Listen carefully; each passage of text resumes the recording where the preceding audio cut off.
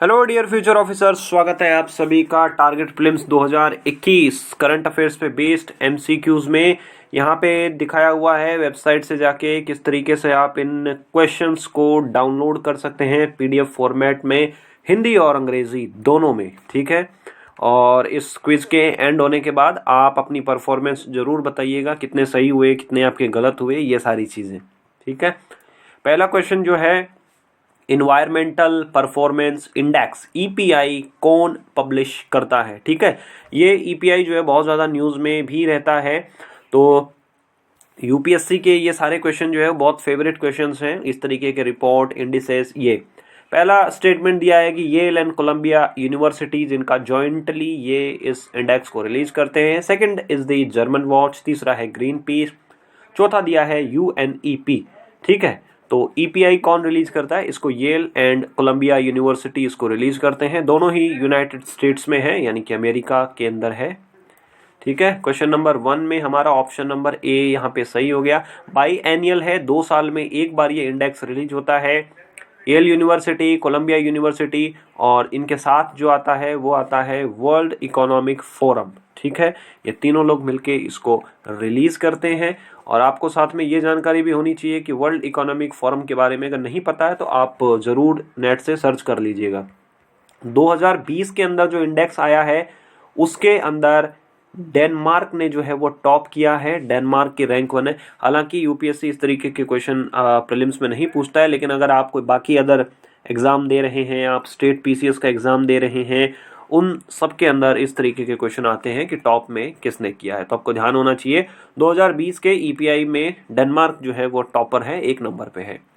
Question number 2, coal gasification के बारे में दिया हुआ है।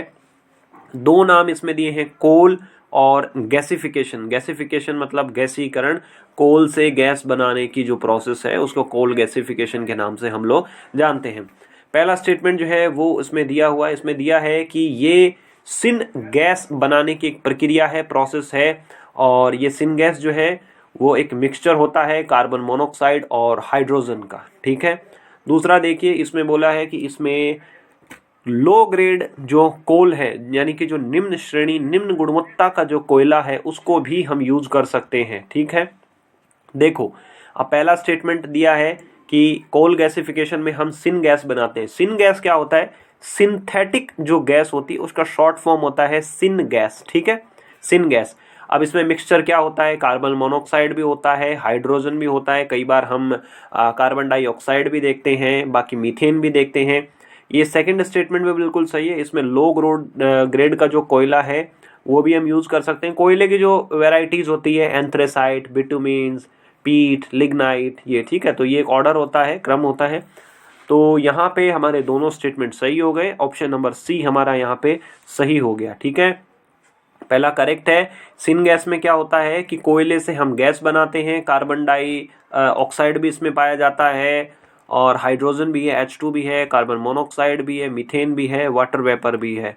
ठीक है, और इसके अंदर सबसे बड़ी इसकी खास बात यह है कि हम लोग जो हैं वो यानी कि निम्न गुणवत्ता, कम क्वालिटी का कोयला भी यूज कर सकते हैं, उससे आगे गैस बना सकते हैं, गैस से फिर आगे बिजली बना सकते हैं, बिजली को हम लोग जो है वो आगे यूज कर सकते हैं इसमें। ठीक है, क्वेश्चन नंबर 3 दिया हुआ है, हम्पी के बारे में दिया हुआ है।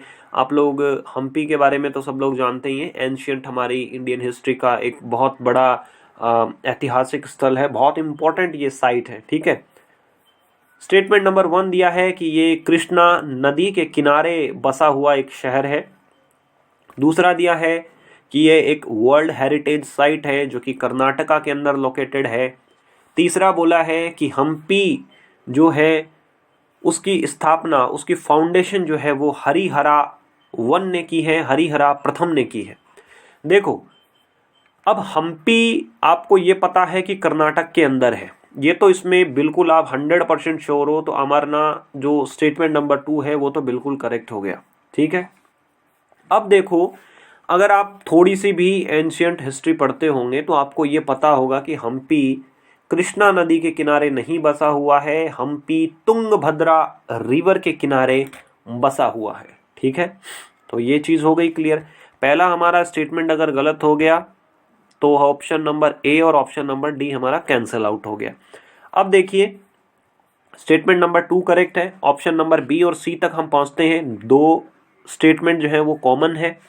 देखना यह है कि क्या हम्पी की स्थापना हरिहरा प्रथम ने की थी, हरिहरा 1 ने की थी। ये चीज जो को गलत है। गलत इसलिए है कि हरिहरा और बुक्का जो थे उन्होंने विजयनगरा एम्पायर जो है उसकी स्थापना की थी, बट उन्होंने हम्पी की स्थापना नहीं की थी। हम्पी को अगर एक्सकवेट जब किया गया तो ये देखा गया कि हम्पी जो है वो बहुत पुराने टाइम से चला आ रहा है। विजयनगरा एम्पायर के पहले भी हम्पी के अंदर हमें रूइंस मिले हैं, वहां पे हमें मिला है कि यहाँ पहले भी कुछ था। ठीक है, तो ये जो है हरिहरा 1 ने इसको एस्टेब्लिश नहीं किया था। ठीक है, और यहाँ पे अशोक की एपिग्राफी, जो अशोक ने जो पिलर बनाए हैं और जो बाकी किया है उसका हमें मिलता है। और ये जो मॉन्यूमेंट्स हैं हम्पी के अंदर एक यूनेस्को साइट है और तुंगभद्रा रिवर के किनारे ये शहर जो है वो बसा हुआ है हम्पी। क्वेश्चन नंबर 4 एग्रीओटा के बारे में दिया है। पहला स्टेटमेंट दिया है कि it is an e market agriculture commodity trading platform, मतलब ये एक तरीके की वेबसाइट है जो कि इंडिया ने लॉन्च की है और इसके अंदर एग्रीकल्चर कमोडिटीज जो भी हैं उसके एग्रीकल्चर में जो है वो ट्रेडिंग की जा सकती है। ठीक है, एग्रीकल्चर कमोडिटी जैसा शेयर मार्केट होता है ना, उस टाइप से ये कमोडिटी ट्रेडिंग। ठीक है, सेकंड दिया है कि इसको यूएई जो हमारा यूनाइटेड अरब अमीरात जो है वहाँ की फूड इंडस्ट्री इस पोर्टल के थ्रू डायरेक्टली भारतीय किसानों के साथ जुड़ सकती है और जो इंटरमीडियरीज हैं जिनको हम आसान भाषा में आड़तिया बोलते हैं, बिचौलिया बोलते हैं, उनको एलिमिनेट किया जा सकता है। पहला स्टेटमेंट देखो जो है वो इंडिया के बारे में बात कर रहा है कि इंडिया ने लॉन्च किया है। दूसरा बात कर रहा है यूएई के बारे में, तो या तो पहला सही होगा या दूसरा सही होगा, क्योंकि एक में इंडिया की बात कर रहा है, एक में यूएई की बात कर रहा है। ठीक है, अब इसमें पहला तो बोल रहा है कि भाई ये कमोडिटी ट्रेडिंग प्लेटफॉर्म है, जैसे हमारा शेयर मार्केट में होता है उस टाइप से ट्रेडिंग प्लेटफॉर्म है। दूसरा इसमें बोल रहा है कि इसमें डायरेक्ट जो है वो किसानों के साथ कांटेक्ट हो सकता है, इस तरीके से बात कर रहा है।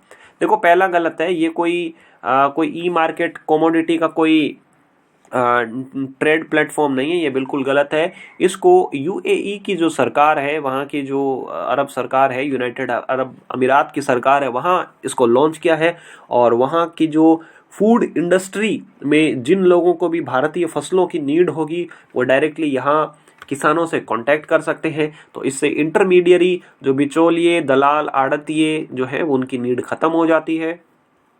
स्टेटमेंट 2 करेक्ट है, ऑप्शन बी हमारा करेक्ट हो गया है।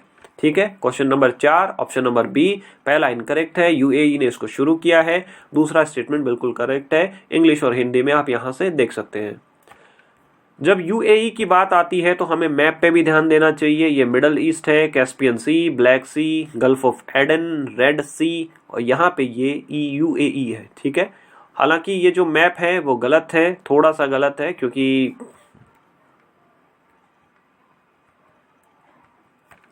क्वेश्चन नंबर 5 देखते हैं हम। क्वेश्चन नंबर 5 जो दिया है वो कंधमाल हल्दी के बारे में बात कर रहा है। कंधमाल हल्दी बहुत ज़्यादा न्यूज़ में रहती है।